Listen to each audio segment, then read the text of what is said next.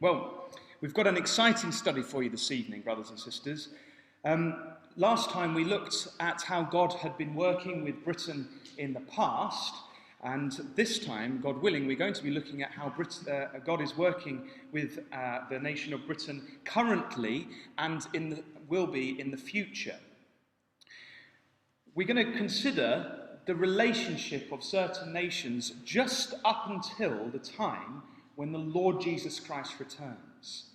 And God willing, brothers and sisters, again we're going to find that God is working in our time. There is a God in heaven that we can be confident in and that we can trust and that we can see quite clearly at work, bringing around world events so that the prophecies of old can be fulfilled as has been revealed.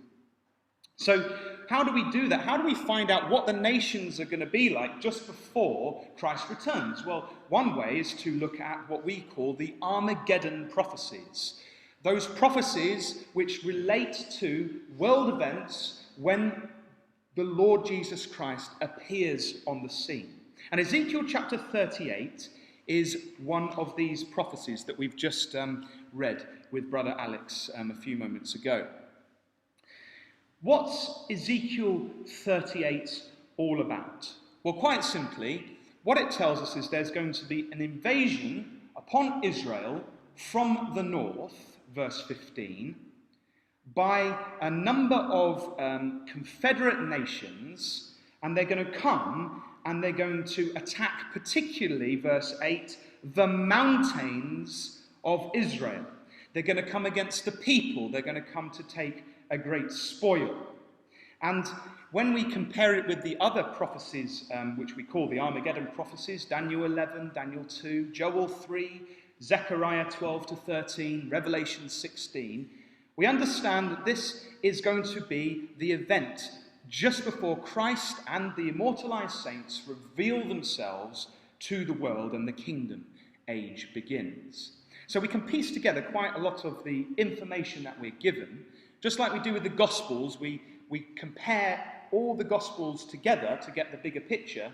We have to do the same with prophecy, particularly the Armageddon prophecies. Now, it's not our job this evening to go into immense detail, particularly about the invading nations which come against Israel, but we do wish to set the scene a little bit. If you look at verse 1, the confederacy of nations is headed up by one character.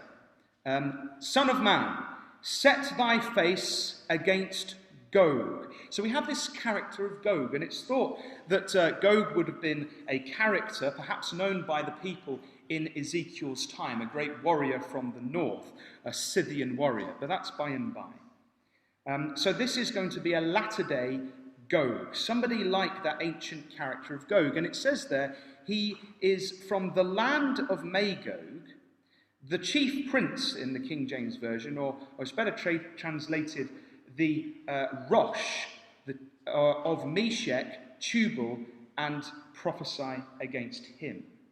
So we've got there a block of nations. We've got Magog, which if you do your research, you'll find that that's the area of Germany.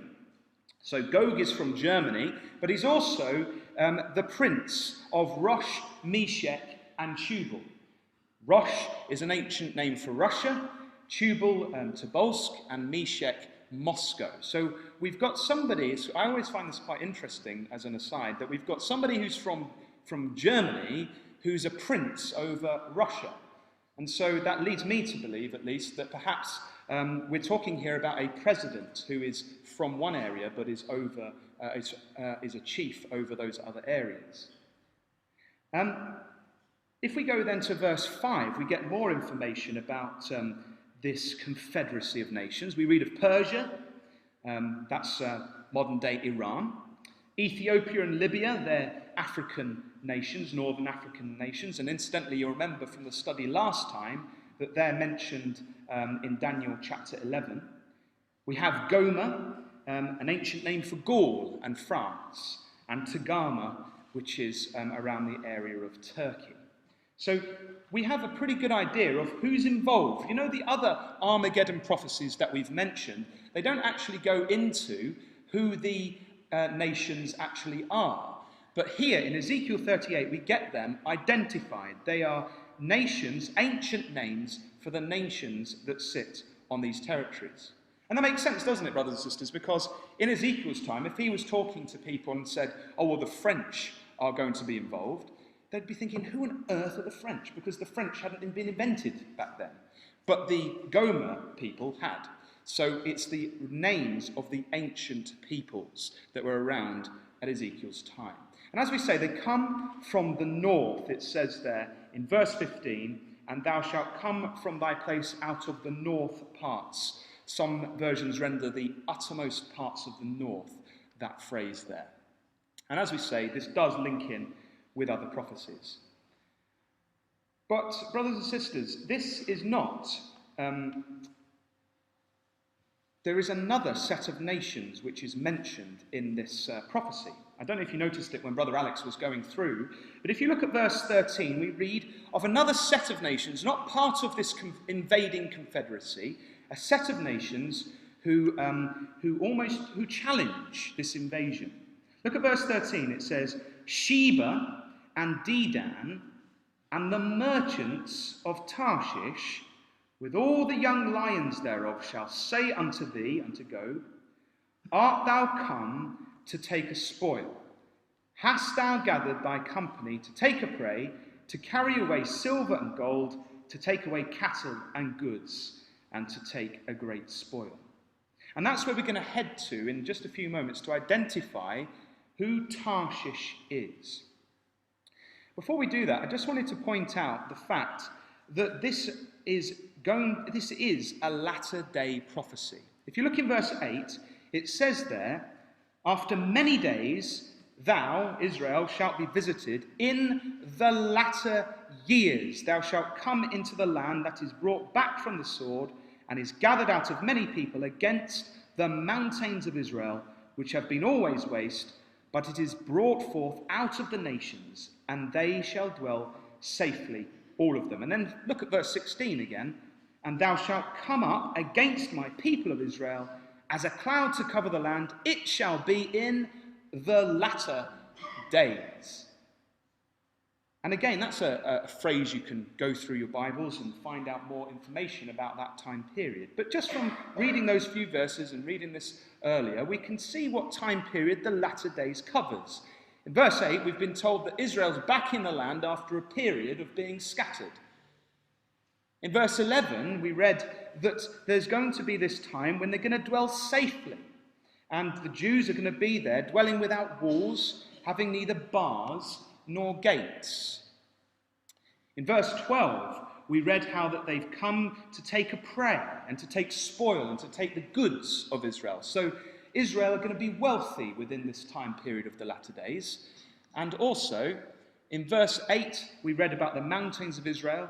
And in verse 12 as well, it mentions that they're going to come against those that are in the midst of the land of Israel. So there's going to be controversy, brothers and sisters, on a particular area within Israel, the mountainous region in the middle, the West Bank region. And we can say, brothers and sisters, quite assuredly that many of these things have happened. Obviously, Israel are back in their land. The nation of Israel, the state, 1948, came to pass. Verse 11, we can't really say that they're dwelling safely without walls, bars or gates. There is a picture that I took a few weeks back of a modern kibbutz. And what's a kibbutz? It's a Jewish settlement. And each of the Jewish settlements in Israel, they all have this like yellow gate. And all the way around their villages, they have a wall or a fence that goes all the way around. So I don't think we can say that has actually happened. Something's going to happen to take those bars down. But that could happen quite swiftly, couldn't it? Within a few months, they could all be down. Verse 12, as we said, it talks about them being wealthy. And I don't know if you've been keeping up with the news, but Israel have had an amazing discovery, a vast wealth of oil fields just off their coast, which people believe is going to make them one of the most big players in the energy market in the years to come. So they are wealthy. And we know, of course, of the controversy over Israel at the moment with Hamas scooting rockets across at them and all sorts, and particularly the problem with the Palestinians in the West Bank, where we have Jews who believe that the land is theirs, building settlements in an area which the international community believes they shouldn't be building them. So we have controversy over the West Bank area, the mountainous region in Israel. And so it can be a bit staggering, really, because suddenly we realize that we are, for sure, in the latter days. There's no doubt about that. And so we look, don't we, for the signs of the other events that are going to take place in just before Christ returns. And it is the time just before Christ returns. If you look at verse 18, it talks about God acting after this invasion. And it shall come to pass at the same time when Gog shall come against the land of Israel, saith the Lord God, that my fury shall come up in my face. For in my jealousy and in the fire of my wrath have I spoken. Surely in that day there shall be a great shaking in the land of Israel. That's the time when God acts. In Zechariah it says that the Jews will at that time look at the one whom they pierced and mourn as Christ comes to save them from this invading force. As we said, verse 13, though, just before God acts, there's this, what we would call maybe a feeble challenge. We've read of 3 or 4 characters there: Sheba and Dedan and the merchants of Tarshish and the young lions thereof. And they say, have you come to take a spoil? Art thou come to take a spoil? Just keep your hand in Ezekiel chapter 38. I'd like you to just flick across to 1 Kings chapter 17 and verse 18. Because here in 1 Kings chapter 17, we have the same Hebrew for the word art thou come. And it gives us an understanding of what this means. What does it mean when they say, have you come to take a spoil? Well, if you look at 1 Kings 17, it's a different context. It's Elijah, and he has some dealings with the widow woman. I'm sure you remember the passages. But particularly, she says to Elijah after her son falls sick in verse 18, she says, what have I to do with thee, O thou man of God? Art thou come unto me to call my sin to remembrance and to slay my son? Now what that tells us, brothers and sisters, it's the same word. Have you come to me? In other words, Elijah had physically come to speak with her. And so that gives us the idea of what this challenge is here when we flick back to Ezekiel 38. The Gogian force had come to the area where Sheba and Dedan and the merchants of Tarshish were operating. And so they are saying to them, have you come? The Hebrew is the word bow, meaning to come or to enter. Have you come to us to do these things? So wherever Sheba, Dedan, the merchants of Tarshish and the young lions are, they are in the region where this conflict is taking place. And all they can do is ask the question. There doesn't seem that any further action takes place. They're not strong enough, it seems, to actually do anything about the great invasion. But the fact of the matter is they're there. So who are Sheba and Dedan then? Well, we haven't got time, but we could go over to Genesis 10 and look at how they're descendants of Ham. And in Genesis 25, they're mentioned as going to the east country. And we believe that it's this area here, the area of the Gulf, the Arabian Peninsula. The modern-day countries that inhabit that area are Saudi Arabia, the United Arab Emirates, Qatar, Kuwait, Bahrain, Oman, and Yemen. And what's interesting, brothers and sisters, is that these countries are Arab Sunnis. They're Sunni Muslims. I don't know if you know much about Islam, but that's quite significant because there's 2 types of Muslims in Islam. There's the Shia Muslims, Iran, Syria, the Palestinians, Turkey, Pakistan. They're all Shia Muslim countries. And they believe that following the Prophet Muhammad's death, that leadership should have gone directly to his cousin or his son-in-law, Abu Talib. But Sunni Muslims, the Sheba and Dedan group, they're separate from the Shia Muslims, and Sunni Muslims believe that the new leader should have been elected from among those who were capable for the job. So there was this division very early on in Islamic history, a falling out in the Arab world. And again, brothers and sisters, we think, how amazing is that? The angels have been at work, even in that regard, to separate out these nations so they're different from the other Arab nations of the world. And what's even more fascinating is that these particular Muslims currently, the Sunni Muslims, they're slightly concerned at the extremism of Iran, because they know that after Iran, if Iran was to eradicate Israel, the Shia Muslims, guess where they turn their attention next? Well, on their brothers who they believe are wayward, the Sunni Muslims. So what we're starting to see is a nervousness with these nations, particularly about Iran getting nuclear weapons, and they're starting to lean a little bit towards Israel. And so keep an eye out for that in the news as they tentatively support Israel at a distance. Obviously, they're not too keen because they are Muslim countries as well. But let's what we would like to do now is to spend the rest of our class, after that setting the scene, so to speak, trying to identify who Tarshish is. Now, brothers and sisters, if I was to say to you, oh, who's Tarshish? I'm pretty sure the majority of us here would perhaps say, well, it's Britain. But brothers and sisters, if I was to then say to you, well, prove to me that it's Britain, I think we perhaps might struggle.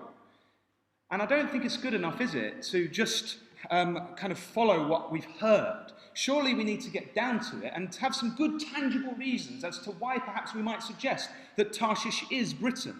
And so, God willing, that's what we hope to do in this class. But what we have to do, brothers and sisters, is we have to be a bit like Sherlock Holmes. Okay, so we've got to go around and we've got to pick up some clues as to perhaps who Tarshish might be.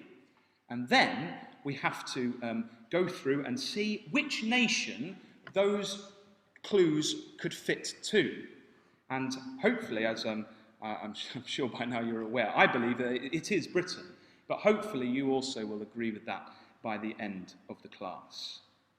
So initially, what clues can we find straight up from here in Ezekiel chapter 38? Well, if you look in verse 13, we've already been told that they are the merchants of Tarshish. Now that's strange, isn't it? Because all the other nations that have been mentioned are just mentioned by their name. But here, we have the merchants of Tarshish, which seems to imply that only the merchants are in the vicinity of the conflict. Tarshish itself is not there, but the merchants, the traders, they are in the vicinity. So Tarshish is going to be somewhere else, but their merchants are going to be in the place where this conflict takes place. So that's our first clue. This is a trading power, and particularly a trading power who is there with Sheba and Dedan. They're in the Gulf. The word merchants means, in Hebrew, is kakar. It's used 20 times in the scriptures, translated as merchant 14 times, trade twice, merchantman once, panteth once, and that's in Psalm 38, my heart panteth, and traffic once. And the idea is it's being busy in trade. And Gesenius, a scholar, says that the word means to go around, to travel about countries for the sake of traffic, hence trade. So we're not dealing here, brothers and sisters, with a native power in the vicinity of Sheba and Dedan. We're dealing with a trading power who happens to be there at the time, who will also join Sheba and Dedan and say, have you come to take a spoil? But they're going to be connected, aren't they, with Sheba and Dedan. And incidentally, we'll look at this, God willing, in our next study in Psalm 72. In the kingdom age, Sheba are there with Tarshish in bringing a gift to Christ in the future. So there's a great strong link between Sheba and Tarshish and Dedan. So that's the first clue. They're a trading power. What about the second clue? Well, we've read there that they are there with all the young lions thereof. That's a bit of a peculiar expression, isn't it? Because we're talking about nations, and suddenly we read of these young lions. Now, I think, brothers and sisters, we can dispense with the idea that these are literal lions, because the context here is of national powers. I don't think Tarshish is literally going to have a herd of lions that it's going to have in the vicinity. I think this is talking about something else. The context is political powers. And, of course, throughout the scriptures, lions are used in that way. Jeremiah 1:17, for example. But also, if you flick back to Ezekiel 19, you'll also find they're used as a symbol of political powers here. Ezekiel chapter 19. And this one is talking actually about Israel, particularly. And it says there, in verse 1, "Moreover, take thou up a lamentation for the princes of Israel, and say, What is thy mother? A lioness? She lay down among lions. She nourished her whelps among young lions, and she brought up one of her whelps. It became a young lion, and it learned to catch the prey. It devoured men." So here, clearly, we're talking symbolically about the behaviour of lions being connected with a political entity, which is Israel. And it's speaking about how lions behave in the wild. You know, it's wonderful, brothers and sisters, isn't it? How God creates his creation, and that for us to find lessons from. And here he's showing us a lesson. And what happens is the lioness gives birth to cubs, whelps in verse 3. So they're like the baby lions, the little ones that look cute. And you think, oh, I'd love to take one of them home. And then you think, well, crumbs, it's going to grow into a big ravenous lion, so I better not. So we've got lions, the lion cubs, little whelps. And then if you look at the progression, it says in verse 3, it became a young lion. And that's the same word that we're dealing with in Ezekiel chapter 38. It is the Hebrew word kiphiah. And it's used 32 times in the scriptures. It's translated as lion 30 times, villages once, and young once. And what this idea of a young lion is it's different from a cub. It is an independent lion. And what happens is the males grow up and they leave the lion pride. They become independent. They come to almost start a pride of their own. And so they roam around on their own. And the idea is that there's a central pride that has this offspring of these young lions that are independent, and they are a power in their own right. And that's why, as we've said, it's translated as villages elsewhere, because it gives this idea of having a central point and then other independent power bases coming out of that central part. Someone has also suggested it perhaps is also the idea of a lion's mane. So you've got a central part, and then you've got these other areas coming out of it.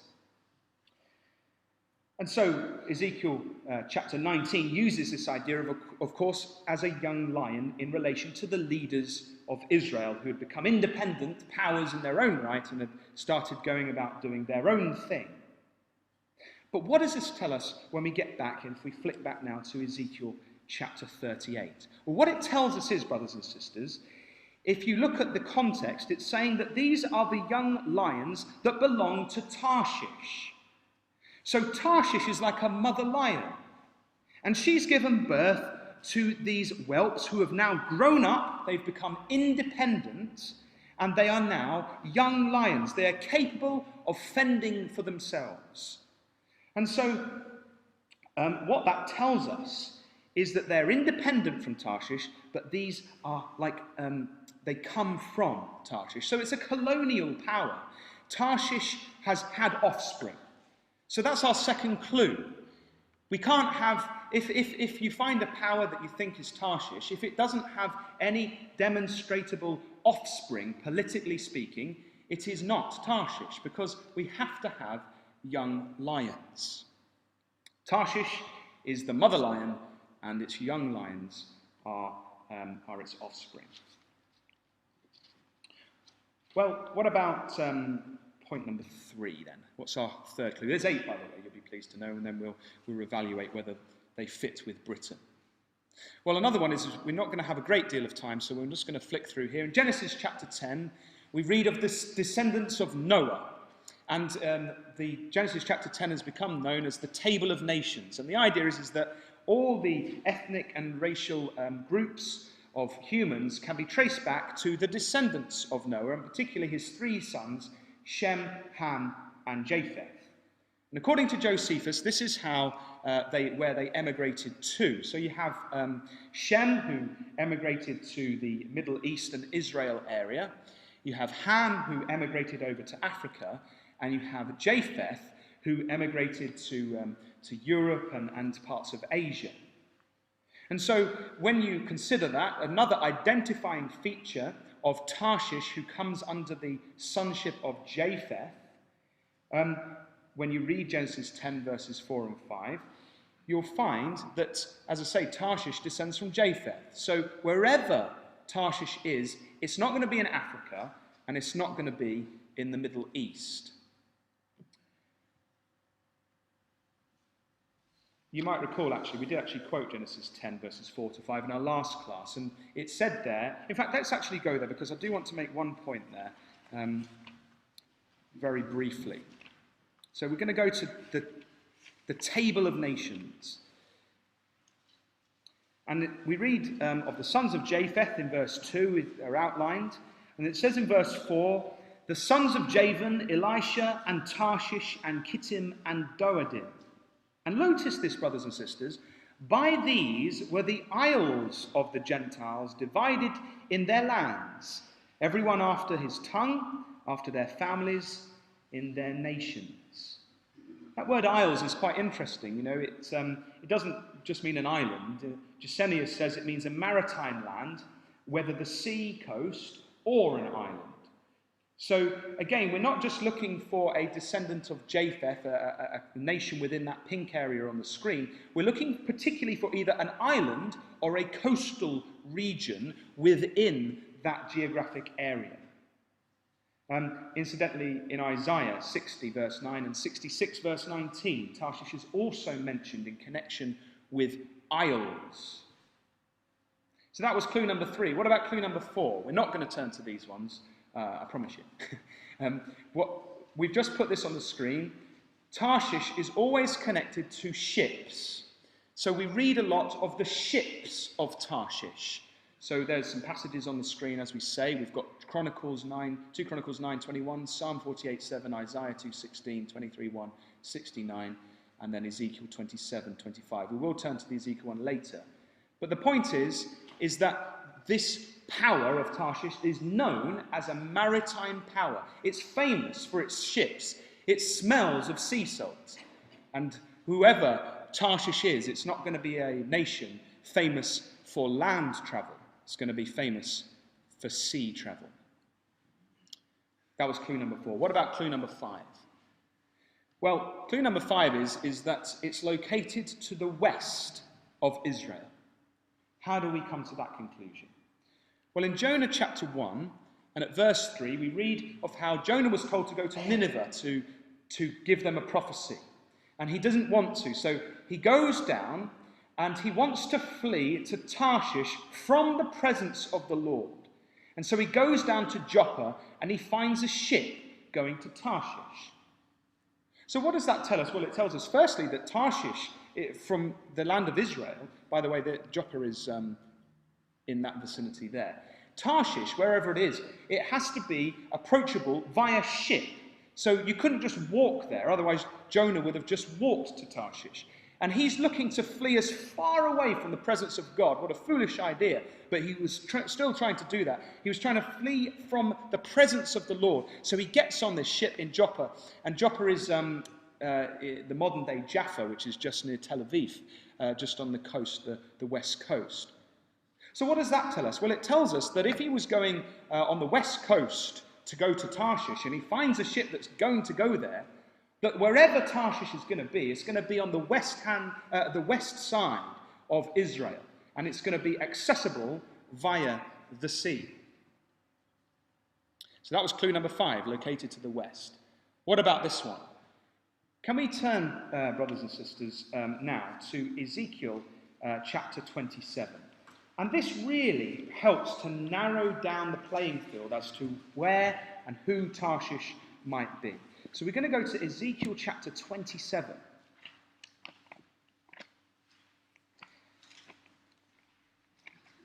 Now I've got to give you a bit of background to Ezekiel chapter 27 so we can appreciate what it's telling us. In verse 1, the prophet's given the prophecy by God. The word of Yahweh, the Lord, came again unto me, saying, Now, thou son of man, take up a lamentation for Tyrus. So this is, Tyrus is another name for Tyre, okay? Where was Tyre? Tyre was to the north. It's just off the coast of modern-day Lebanon today, to the north of Israel. And Tyre, the people of Tyre, were known as the Phoenicians in ancient times. They're not called that in the Bible, but they are the Phoenician nation. And they were famous for their trade.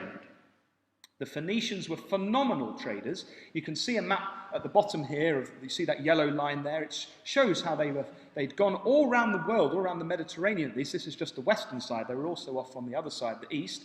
And what they did was, they weren't particularly strong militarily, they weren't like a military power, but what they were fantastic at was setting up little colonies, little groups of people who would work with the natives of wherever they came across, and the natives would bring them all their goods from that particular area, and then sell them to the Phoenicians, who would then put them on their boats and off they'd go, and then they'd stop back at that place at a later time.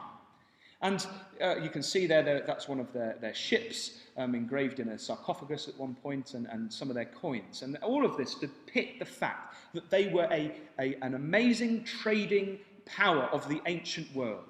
And they do turn up in our Bibles, brothers and sisters, because you might remember a certain Hiram, who at the time of David allied himself with David, and who helped, in fact, supply the temple with particular goods when the temple was built. And he sent people down who were skilled to help build the temple and also King David's palace in Jerusalem. And it's my belief, brothers and sisters, because it says in Amos that they had a brotherly covenant with Israel. And it's my belief that they were, in fact, at that point, proselytes, that they'd converted to serve the God of Israel. And it's a sad fact that, unfortunately, they forgot their alliance with Israel and they turned their back upon God. And so now the prophet is told to deliver a message of doom to the people of Tyre. And so in verses 5 to 7, we read about the amazing ships that they had, the greatness of Tyre's ships which they traded in. In verses 8 through to 11, we read of the personnel of Tyre, how skilled they all were. In verses 26 through to 36, we then read of the fall of Tyre. Did I say verses 12 to 25, which is the important bit that we're going to home in on? And verses 12 to 25 talk about all the traders of Tyre, those that come and helped them become this great nation. And it's this list of traders that's interesting. And what it does, brothers and sisters, is it tells us the nation, and then it tells us the goods which were native to that country, to that area, to that nation. So, for example, in verse 14, we read of Togarmah. And what did they get from Togarmah? They got horses, horsemen, and mules. So the horses, horsemen, and mules, they were from Togarmah. In verse 15, we read of Dedan. And Dedan came to Tyre and traded with them with horns of ivory, and ebony. So the horns of ivory and the ebony, they came from Dedan. And then another one just out of randomness, verse 18, Damascus. And from Damascus came the wine of Helbon and white wool. And what God says is, you think you're so great in the eyes of all these people. Well, because you've disobeyed me, they're all going to be absolutely astonished, because your city, your great city of Tyre, the headquarters, is going to be obliterated, which of course occurred when Nebuchadnezzar came down, and then later Alexander the Great finished off the job, building that causeway into their island and completely destroying it. But what's interesting, brothers and sisters, is verse 12. Because there we read of our subject. Tarshish was thy merchant, by reason of the multitude of all kind of riches. With silver, iron, tin, and lead they traded in thy fairs. And what does that tell us, brothers and sisters? Well, logically, it tells us that these were the native goods of Tarshish. Tarshish came to Tyre and gave them silver, iron, tin, and lead. So whoever Tarshish is, whoever you suggest Tarshish is, they have to have these metals in them. And you have to demonstrate that those metals were traded with the ancient Phoenicians. And we'll come on to that in a little bit, God willing.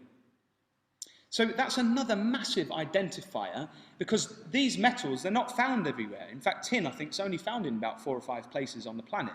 So that limits us quite a bit as to where Tarshish actually is.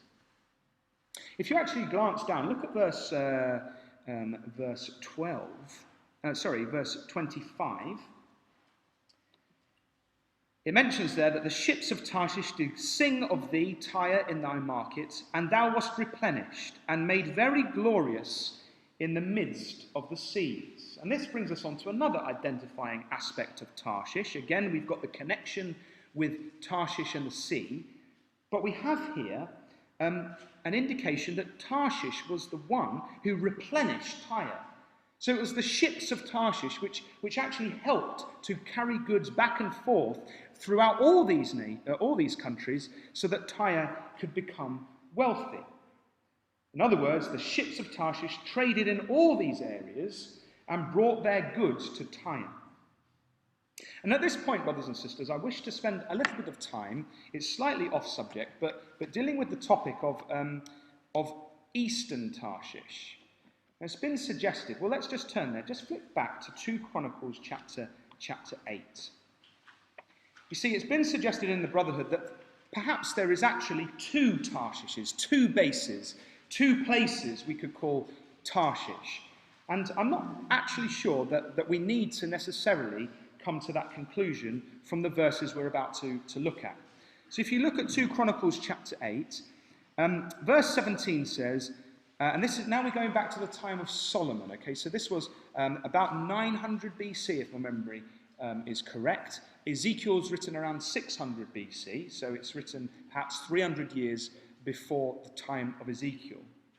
And it says there that Solomon went to Ezion-Geber and to Eloth at the seaside in the land of Eden. And Huram, that's Hiram, the Tyre chap that we were talking about earlier, the king of Tyre, he sent him by the hand of his servant ships, and servants that had knowledge of the sea, and they went with the servants of Solomon to Ophir, and took thence 450 talents of gold, and brought them to King Solomon. And it's quite clear that there was a port built in Ezion-Geber. It's in modern-day Eilat in Israel, right down the south by the Red Sea down there, not to the west, to the south. And so that's where the port initially was. But then if you flick over to chapter, what are we doing next? Let me just remind myself. Chapter 9, verse 20. We read these words. Chapter 9, verse 20. And all the drinking vessels of King Solomon were of gold, and all the vessels of the house of the forest of Lebanon were of pure gold. None were of silver. It was not anything accounted of in the days of Solomon. For the king's ships went to Tarshish with the servants of Huram. Every 3 years once came the ships of Tarshish, bringing gold and silver, ivory and apes and peacocks.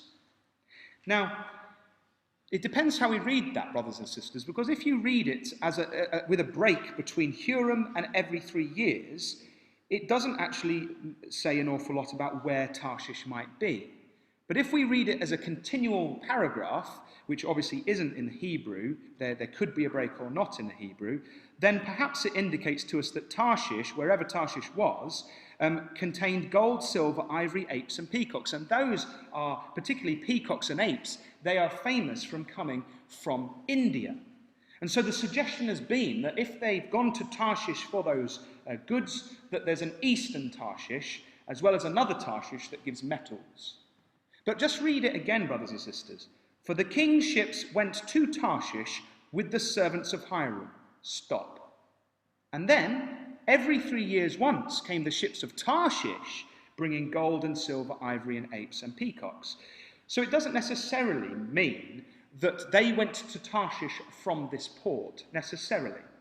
But I'll tell you another verse that does seem to indicate that. If you go over to chapter 20 and verse 36, we read this time of King Jehoshaphat, king of Judah. And at verse 36 it says that Jehoshaphat joined himself with Ahaziah, him, to make ships to go to Tarshish, and they made the ships in Ezion-Geber, which is down the south, which again has led some to believe that maybe if they're going to go from to Tarshish from that area, that Tarshish must be in the east.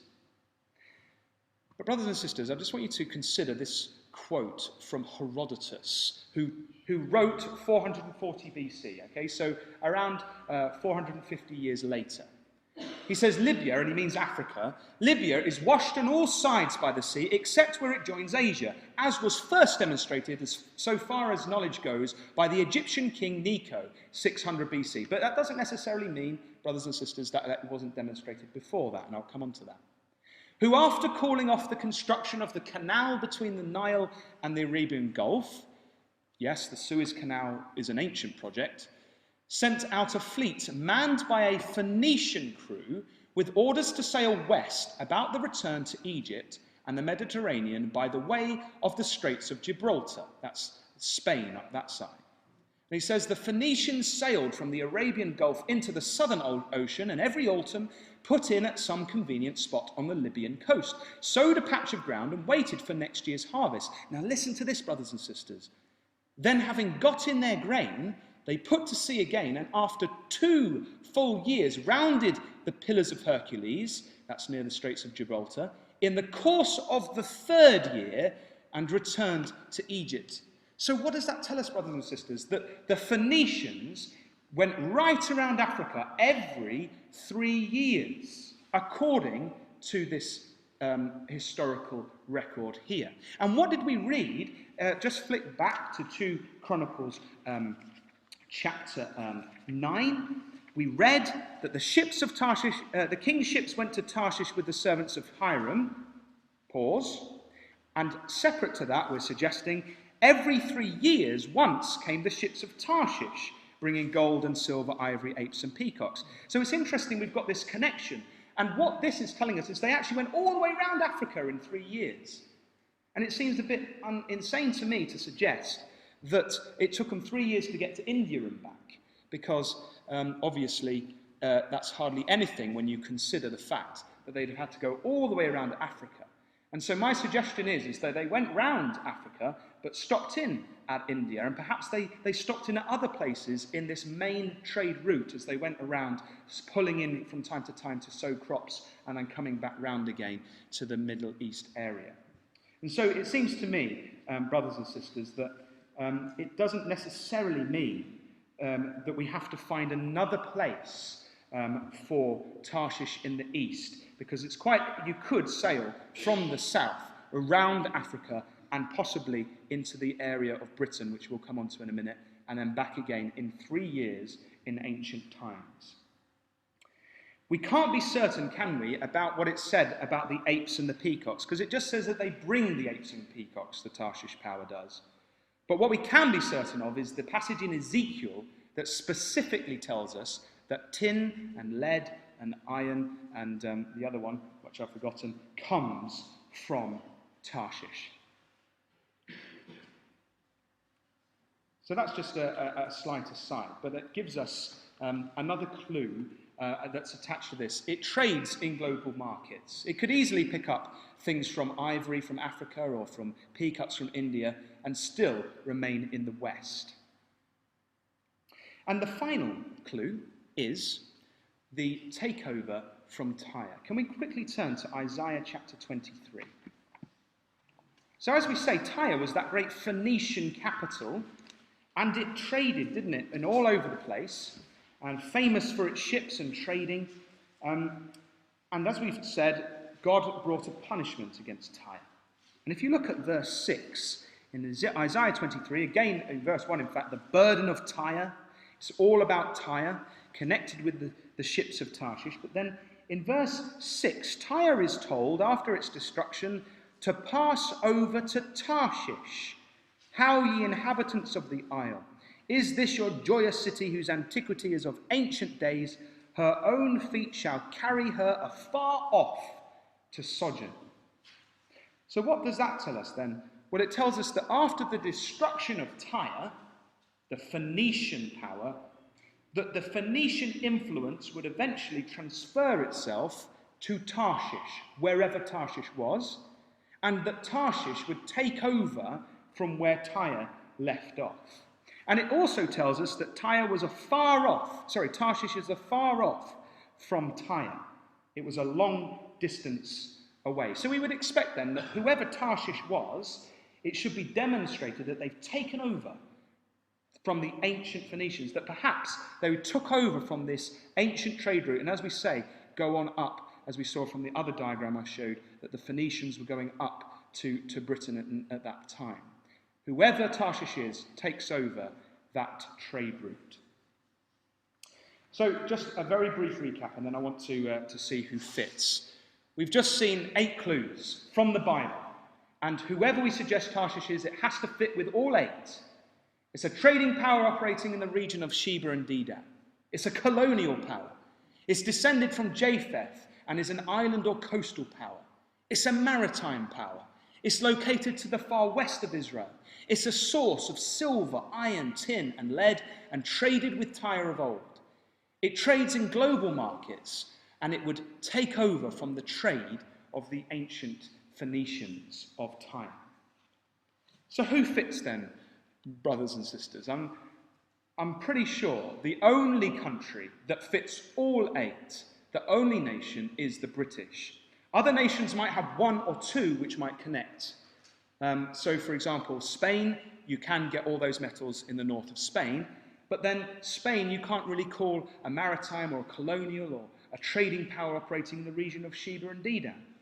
And so if we keep these things in mind when we understand from the Bible, it will save us from coming up with some wild and wonderful ideas as to perhaps who Tarshish might be.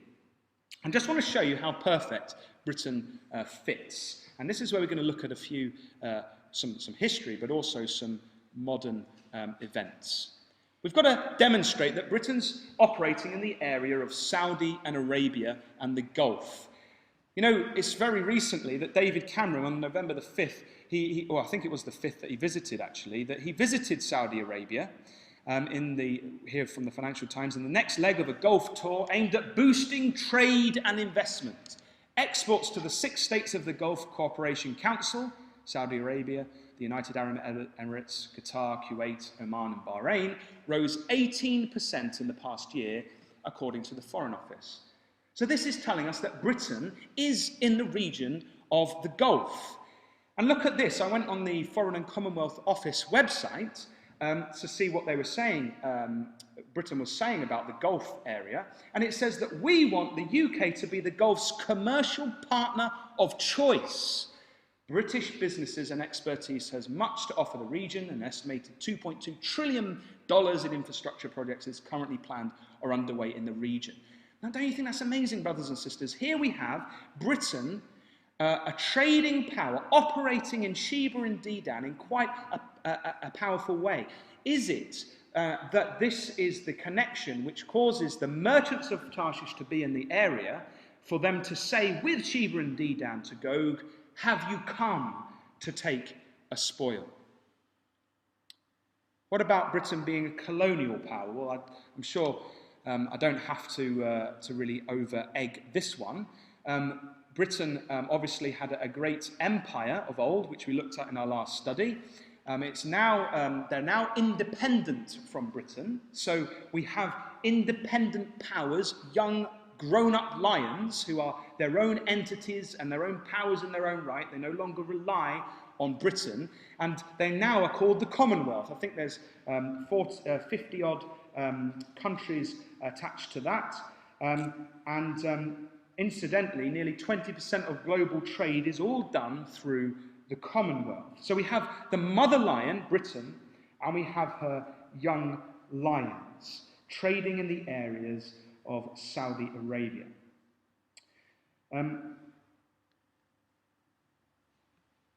Incidentally, that's a plaque if you go in the Lace Market just above the living room restaurant. We've just had the Diamond Jubilee of our Queen now, haven't we? Or the Queen of Britain now, not our Queen, but you know what I mean. And here's one that was 60 years ago for Queen Victoria, and it's interesting to show how that all of these countries at that time were connected with the mother lion. And you'll notice the little lions around the side. It's a symbol Britain's adopted over the years. And so now we see them independent. But before that, they were all under the government of Britain. And again, as we mentioned, this is very much a symbol. We don't hinge our argument on this, brothers and sisters, but it's just interesting, isn't it, to consider the British and how they have identified with the lion over the years. Market Square, we have lions guarding the Market Square. Trafalgar Square in London. London's full of lions. Ask my dad, he's got tons of pictures of lions everywhere. If you're a mother, or anyone, in fact, who likes eggs, you'll notice lions stamped on British eggs, particularly mothers. Mothers notice that kind of thing. Stamps and coins and all sorts of things. Britain has identified themselves with a lion, and particularly, incidentally, in wartime. Look at this amazing poster. The empire needs men. We've got a lion, we've got young lions, and it even says Australia, Canada, India, New Zealand all answer the call, helped by the young lions. The old lion defies his foes. Don't you think that's amazing, brothers and sisters? It's almost like the angels saying, if you understand who Tarshish is, then here are some encouraging pointers to confirm that fact. But as I say, let's not misunderstand it. We're not hinging our argument on these things, but we're just saying it's interesting to see the angels at work helping us with these things. We mentioned it was clue number 3, a descendant from Japheth, and obviously Britain does fit into that area. A maritime power. Does Britain fit? Yes. A very strong, obviously, maritime power. British Ports Association. The UK economy is the 4th largest in the world. Its ports play a vital role by handling over 95% of UK import and export tonnage. In 2010, the value of trade through British ports was around 340 billion. Ports have throughout history been a place where goods and people arrive or leave the country by sea. The UK port industry, by virtue of our long coastline and maritime history, is the largest in Europe, handling over 500 million tonnes of freight in 2010. It is indeed a maritime country. So that fits. Well, obviously, point number 5 fits as well, located to the west of Israel, as we noted from Joppa. And the next one is something we're just going to have to do a bit of geology on, and a little bit of history as well, so bear with me. In this section, the clue was that it's a source of silver, iron, tin and lead. So we have to demonstrate a few things in regard to this particular clue. We're going to ask some questions. So the first question is does Britain naturally have these resources? And then I think we should ask, is it reasonable that these were, to believe that these were mined in ancient times? Because that's another thing we'd have to demonstrate. And finally, we have to then demonstrate any evidence to suggest that these were traded particularly with the ancient Phoenicians of Tyre, so that it can all tie in with Ezekiel chapter 27. And as we say, we think this is a real clincher in terms of who Tarshish is. In a word, does Britain have silver, iron, tin and lead minerals? In a word, yes. And I didn't know much about how minerals were mined. I don't know about you, but since doing this research, I understand how it worked. What happened was when the Earth's crust is full of like layers of stone, and when that splits under a great pressure, different other minerals and perhaps like shells from fish and from crabs and stuff go in. They are crushed and produce what's called minerals. And so these minerals, if you take them out of the Earth's crust and melt them at about 1,000 degrees, the rock will basically disintegrate, but out will drip the metal that you want, which is quite amazing, really. So there's a whole process in there. And in ancient times, it's most probable to assume that in Britain, These metals were readily available on the surface, these minerals. So these ancient peoples would have just chipped away from the surface and got them. And then as time's gone on, obviously they've all been covered over, and so they now have to be mined. And interestingly, obviously we've got tons of mines, particularly in Cornwall. The ancient word for Britain comes from the Celtic, the land of metals, or in the Syriac, Baratanak, the land of tin. And incidentally, the Phoenician mines, the Phoenician word for Tarshish conveys the meaning of metal refinery. So the name Britain today seems to link in with this idea of being a land of metals. And this is a map of British bedrock. Now, you might have been aware that last week we were in Derbyshire, and I bored Ruth silly by taking her to the Peak District Mining Museum. And there you can see whole crates of all different minerals from around the country. And I happened to just pick out here the ones which relate to our study. Britain does have minerals for iron, lead, tin, and silver. And you melt those down and out drips the metal that you require. It does have them, so that fits. But what about the next question, which I think we need to really answer? Is it reasonable to believe that these were mined in ancient times? Well, here on the right-hand side, we have a map by a historian who's identified all the ancient Roman sites where they mined for various metals. Now, history really began with the Romans. We don't have an awful lot from the time of the Phoenicians at all to confirm or deny it, but history starts, as we say, recorded history starts. So we can see that around 43, 50 AD, this is why Britain became useful to the Romans, and perhaps it's why the Romans crossed the Channel and invaded the southern part of Britain. And if you still don't believe that Romans harvested these goods from the natives, well, here's some evidence. Took a lot of time to research these, but you can actually go to various museums to find the ingots. They call them ingots or pigs, probably because they're a pig to lift and carry around, that they formed after they'd melted out the minerals. So you've got silver from the British Museum, and all these things have stamped in it Roman identifiers. Iron from Scotland, tin in the Royal Cornwall Museum, and the museum Ruth and I went to last week, the Peak District Mining Museum, it actually had a lead ingot that had stamped in the side of it Britannia, and then it had a date or some mark as well. And it was absolutely wonderful to see that these were not only mined in ancient times, they were formed in ways that they could be carried back across to the Mediterranean countries and traded. And here is another source of evidence where Professor John F. Healy, who's a lecturer at Manchester University, he identified all these sources of Roman ore, that's those mineral metals, and incidentally for the four that we're looking at, Britannia appears in his list as well. So it's fantastic, isn't it, brothers and sisters, to see that these metals were indeed mined and carried across in those days.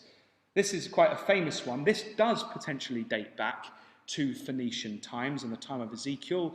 An ancient St. Mau's tin ingot. It was dragged up in the port of St. Mau's when they were trying to churn it out so they had bigger ships in. And they think that this, because of the shape of it and the age of it, was perhaps formed around 2000 BC, which is pretty amazing, found in Britain. So we can be sure that these metals were mined in ancient times in Britain. Final question on this one. Were these metals traded with the Phoenicians? Now that's a bit trickier, isn't it? That's a little bit trickier. As we say, history does not say an awful lot about the Phoenicians. But they were in Britain. We can establish that for a fact. Here's something from the BBC a couple of years ago.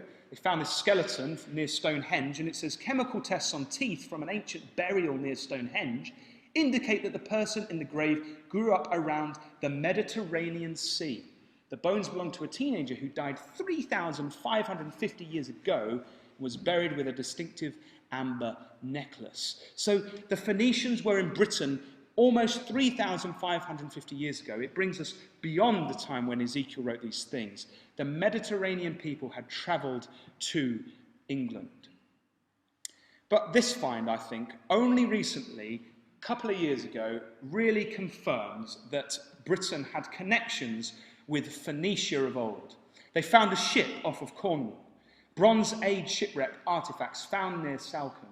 And guess what was on the shipwreck? They had these ingots, artifacts including copper and tin ingots, gold bracelets and a bronze sword were found near Salcombe by amateur archaeologists last year. Amazing. We have a trading ship, a Phoenician ship, which has on board over 300, I think it was, of these ingots. So it's clearly trading them. It wasn't just a few loose change in your pocket. These are big pieces of metal which would have been then used to trade. And what's interesting about tin is, if you want to make bronze like the Greeks did when they were fighting, you have to have copper and tin, melt them together, and it creates a really, really strong and powerful metal, bronze. And so for the ancient world, particularly the Greeks, it was essential to get hold of this tin stuff. They had copper, but they needed tin. And so the suggestion is that this was the source for the Greek bronze, which occurred back in all that time back in time, and this was the trade from that. There's a few bits more of evidence which I'd love to share with you. I know we're running out of time drastically, but does anyone know what a periplus is? Well, a periplus is like a list of ports. So if you're an ancient trader, you'd go to a port and you'd say, right, I've been to this port, and then you'd take a note of what they were exporting and importing. So you'd say, all right, they're exporting turtle shells, and they're importing purple dye. Wonderful. And then you make a note of it, and then you travel around the place, and after a while, this periplus would become quite valuable, because you'd want to know, if you were in a port, you'd think, crumbs, these guys are selling these dirt cheap, and I need somewhere else to trade them. Oh, on my periplus, I can find that the port down the road wants them, so I'll take those goods, buy them, and sell them to that port, because that's what's in need over that area. And this ancient periplus, the periplus of the Ethiopian Sea in the eastern side of the world, is quite famous. It's around the time of 30 AD. So, okay, 600 years off of Ezekiel's time, but still important, because it lists in order the ports and coastal landmarks with approximate intervening distances that the captain of a vessel could expect to find along shore by this merchant. And what's interesting is that he mentions 4 places in regard particularly to tin. He mentions them there: Avalius, Cana, Ozine, and Bakar. And what's fantastic about that is that each of those places imported tin, but none of them exported tin. And he even says where they got the tin from. He says, there are imported into this place, he's talking about Cana, from Egypt, a little wheat and wine, as at Musa, clothing in the Arabian style, plain and common, and most of it spurious, and copper and tin. And he's saying that they came from Egypt. Now what's interesting is that tin was not mined in Egypt. So the question is where did the Egyptians get their tin from? So we have to find other evidence from it. But what it tells us is that wherever the ancient world got their tin from to make all their bronze, it wasn't in the east, so we've got to look west. Here's that chap Herodotus again, cracking beard. And what did he say about these things? He said, 440 BC, we're only 200 years, under 200 years off of when Ezekiel wrote. This is fascinating. He was in Greece, and he says, of that part of Europe nearest to the west, I am not able to speak with decision. I by no means believe that the barbarians give the name of Eridanus to a river which empties itself into the northern sea, whence it is said, our amber comes. Neither am I better acquainted with the islands called the Cassiterides, which from which we are said to have our tin. So he's talking about 2 things there. He's talking about amber and tin. And he's not sure, he's not acquainted particularly where they're from, but he knows that one comes from a river, and the tin particularly comes from islands called the Cassiterides. And then he says, the name Eridanus is certainly not barbarous. It is of Greek derivation, and as I should conceive, introduced by one of our poets. I have endeavoured, but without success, to meet with someone who, from ocular observation, might describe to me the sea which lies in that part of Europe. It is nevertheless certain that both our tin and our amber are brought from those extreme regions. So where did the ancient world get their tin? According to a man who lived at that time, from the western extreme end of Europe, from islands. It's really important that we understand that the tin came from islands. It didn't come from Spain, it came from an island, and particularly a group of islands called the Christadelphians. So we're starting to build up this picture that tin came from the western islands. And when we go through other historical evidence, Julius Caesar, just before he invades Britain, he says, the island is well peopled, full of houses built after the manner of the Gauls, and abounds in cattle. They use brass money and iron rings of a certain weight. The provinces remote from the sea produce tin, and those upon the coast iron. So we have Britain in ancient times, already before the Romans get there, producing metal. A great evidence to suggest that they had it to trade with the Phoenicians. And here's one, Diodorus from 8 BC. He makes a very interesting point. Now we shall speak something concerning the tin that is dug and gotten there, the Christadelphians. They that inhabit the British promontory of Belrium, I think that's a place in Cornwall, by reason of their converse with the merchants, are more civilized and courteous to strangers than the rest. We're a bit uncivilized up here in the Midlands.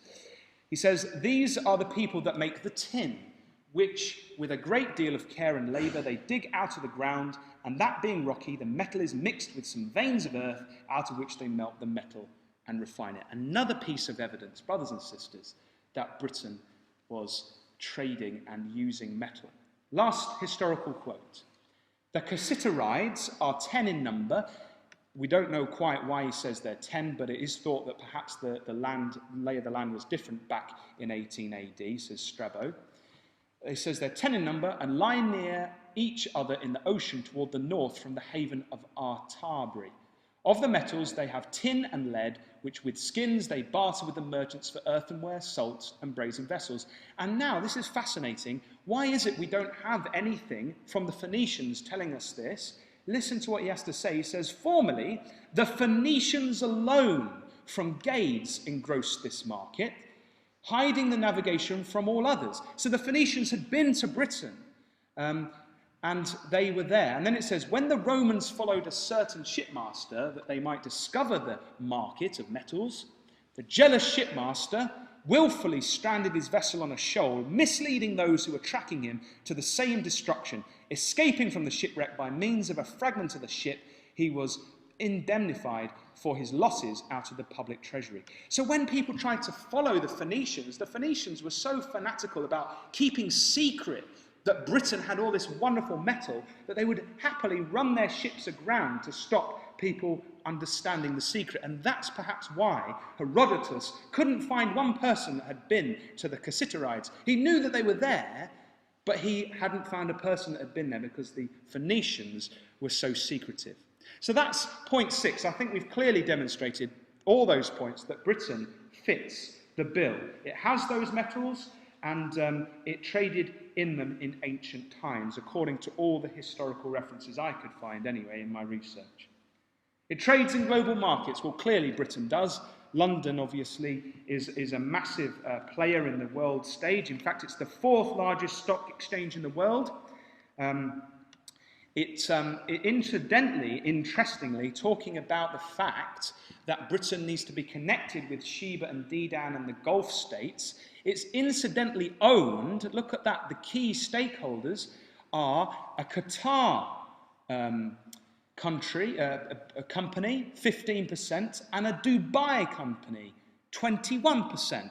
There are real solid connections between Britain and Saudi Arabia and those states from that area, the Gulf area. And we read here the exchange is the most international of all the world's stock exchanges, with around 3,000 companies from over 70 countries admitted to its trading on its market. So the London Stock Exchange trades in the global markets and clearly helps to ferry goods around the world. And we said, didn't we, that clue number 8 was it was to take over from Tyre. So whoever Tarshish is, we have to demonstrate took over perhaps these ancient trade routes. Well, this was a slide I actually showed last week to demonstrate the activities of the East India Trading Company, who did take over those markets. You know, they were famous, weren't they, for going to the east. They also went to the west, didn't they, to the Caribbean and to Africa and to those areas there and the terrible atrocities of the slave trade. But we can still see, nonetheless, that Britain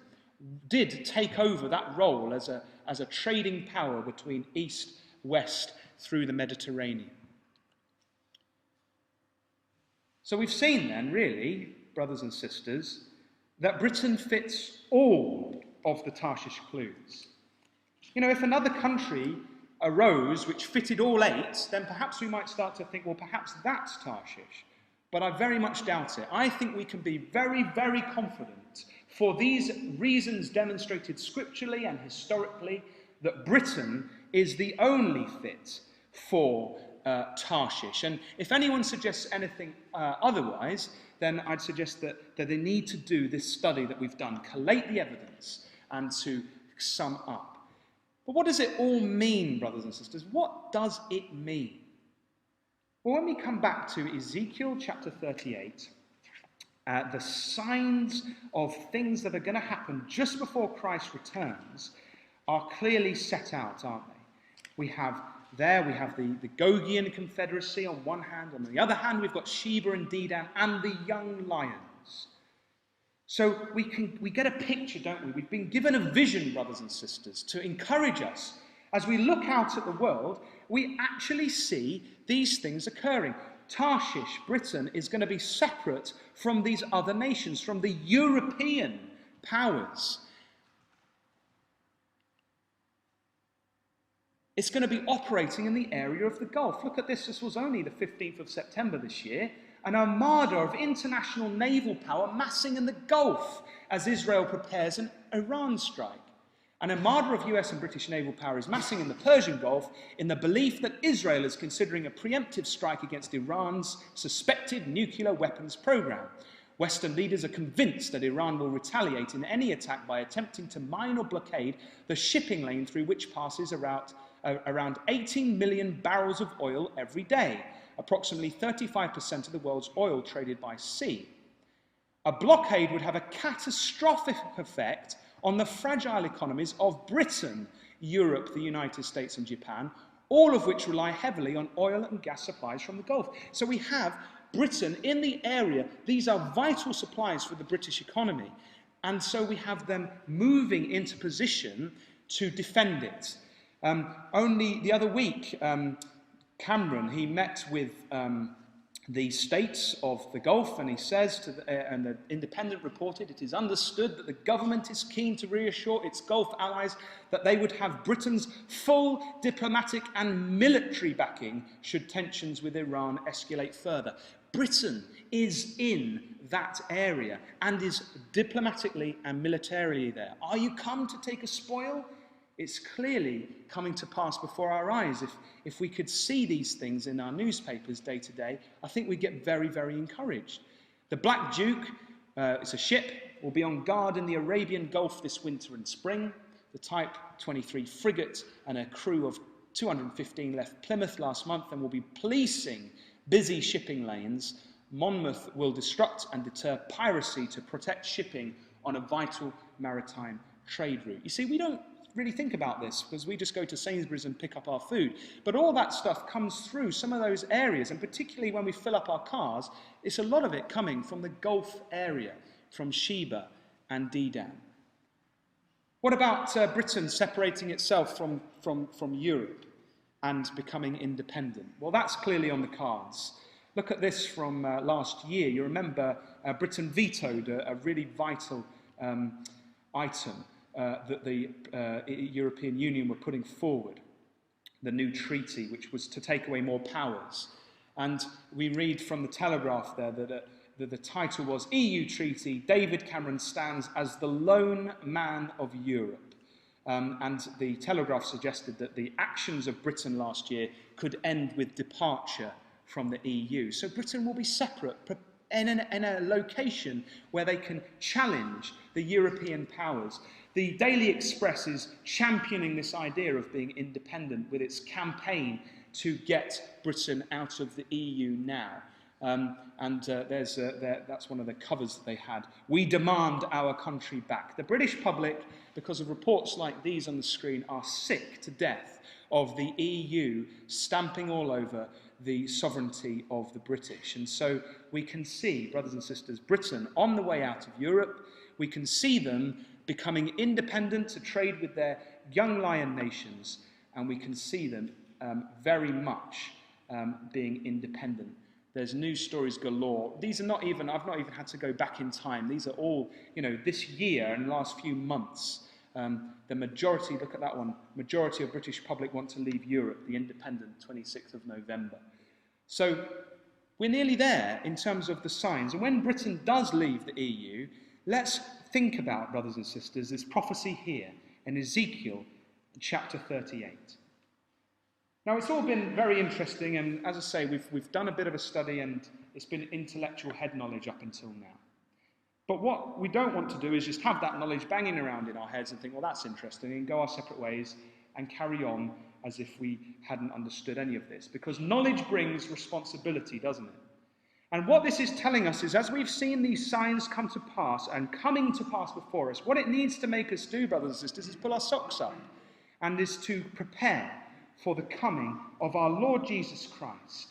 And so as we see then Bible prophecy being worked out before our very eyes, we can be confident, can't we, that God is at work, that Christ is coming. And so the question that I think the Scriptures is saying to all of us here tonight is, are we ready? And if not, then let us get ready for the return of our Messiah.